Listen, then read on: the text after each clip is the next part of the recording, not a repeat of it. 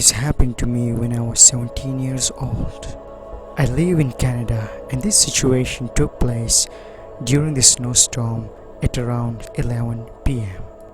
It was extremely dark outside, and I was waiting inside the bus stop shelter after a part-time job to get home. Although I live in crowded city in Toronto, it was very quiet that night and there were barely any cars on the road. Due to unpleasant weather, I was waiting all by myself. During this situation, I saw a man who came to me and gave me a weird smile. And he was looking so creepy. And that big creepy guy started talking to me.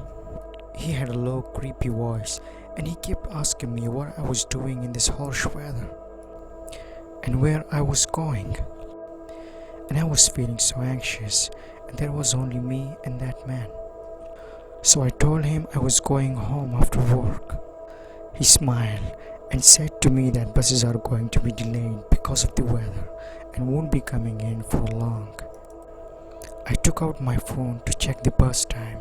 However, due to the deadly cold weather, my phone died completely. Then he came to me, but he smelled awfully disgusting. "Hey, you wanna come with me for 5 minutes?" he said. I said, "I'm sorry, sir, what do you mean?" And he said, "Let's hang out for a bit. Don't worry, you won't miss your bus. I will bring you back safely, come on." I wasn't stupid and was aware of pedophiles. So I stepped back and refused.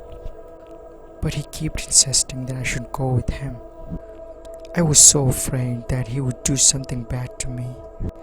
Luckily, one lady came into the shelter and the man closed his mouth.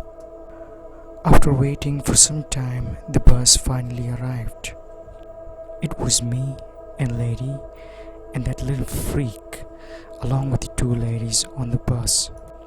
He was at the back of the bus where he could watch me clearly and he was staring me over and over again. I was so anxious, but when it was my stop, I got off along with that lady. And as I was walking, I saw he was still following me. I freaked out and thought there is no choice at all. So I grabbed the lady's hand and told her to take me home. Because a man is following me. She also noticed that the man was acting strangely, so she decided to take me home.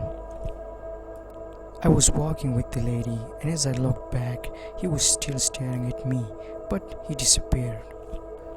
When I arrived home, I met my parents, and I was so happy, but I never saw that man again in my life.